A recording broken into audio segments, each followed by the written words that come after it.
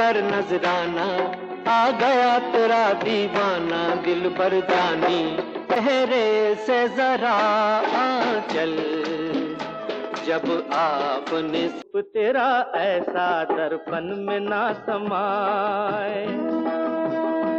दोस्तों, साल 1972 में एक फिल्म रिलीज हुई थी जिसका नाम था एक बार मुस्कुरा दो। इस फिल्म का डायरेक्ट किया था राम मुखर्जी ने, इसको प्रोड्यूस किया था सोमू मुखर्जी ने। इस फिल्म के मेन स्टार कास्ट में थे देव मुखर्जी, तनुजा और जय मुखर्जी। फिल्म का मधुर संगीत दिया था म्यूजिक डायरेक्टर ओपी नैयर साहब ने। जिस गाने की मैं बात करूंगा इसको लिखा था गीतकार इंदिवर जी ने। फिल्म एक बार मुस्कुरा दो में ओपी नैयर जी ने किशोर कुमार जी से 3 गाने पहले ही रिकॉर्ड करवा लिए थे, क्योंकि ये वो दौर था जब किशोर दा एक चोटी के सिंगर कहे जाते थे और ओपी नैयर जी ने भी किशोर कुमार जी की आवाज़ को बहुत अच्छे से इस्तेमाल किया। अब इस फिल्म में एक सिचुएशन थी जहाँ पर बहुत सी फास्ट नंबर का एक तेज़ रफ्तार सॉन्ग को रखना था। इस गाने को इंदिवर साहब ने लिख दिया था। गाने के बोल थे, तू हमारी थी जान से प्यारी थी। इंदिवर साहब ने जब ये गाना लिखा और जब ये गीत ओपी नैयर के सामने आया तो उनके दिमाग में इस गीत को गवाने के लिए मोहम्मद रफ़ी साहब का ख्याल आ गया।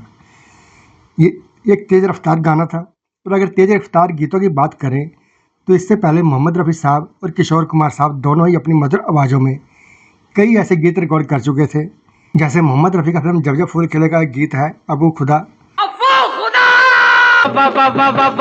इस दीवाने दिल ने क्या जादू चलाया, जो कि बहुत ही फास्ट नंबर था।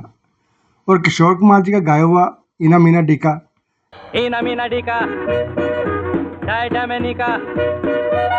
यह भी एक बहुत तेज रफ्तार गाना था।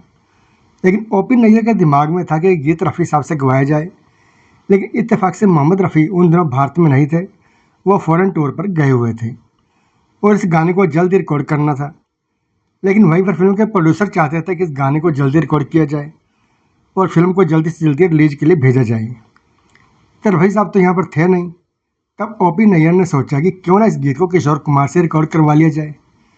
तो वह पहुँच गए किशोर दा के पास और किशोर दा जी को सारी बात बताई गई। तो उन्होंने ये गीत मोहम्मद रफ़ी साहब को दिमाग में रखकर बनाया गया है। इसकी धुन कुछ ऐसी बनाई है कि रफ़ी साहब से इस गीत को रिकॉर्ड करवाना चाहते थे, लेकिन अब मोहम्मद रफ़ी तो यहाँ पर है नहीं, तो मैं चाहता हूँ कि इस गाने को किशोर दा आप गा दीजिए।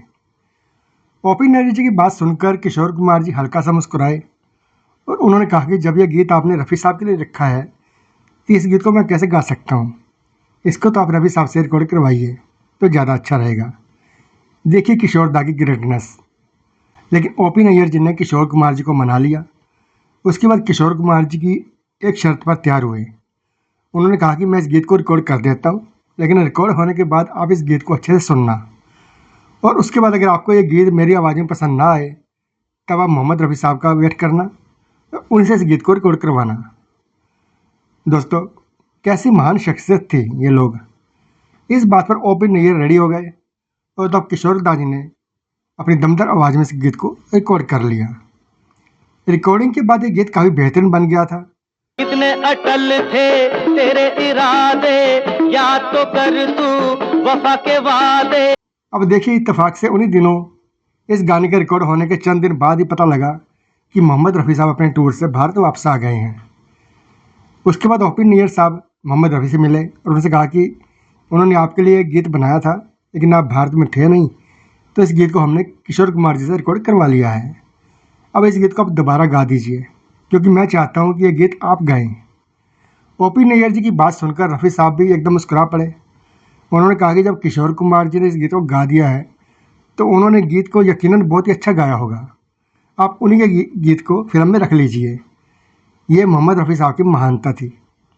दोनों कलाकार अपनी जगह एकदम परफेक्ट थे। लेकिन ओपी नैयर जी ने जिद की कि रफ़ी साहब एक बार स्टूडियो में आइए और इस गाने को रिकॉर्ड कर दीजिए या सुन लीजिए।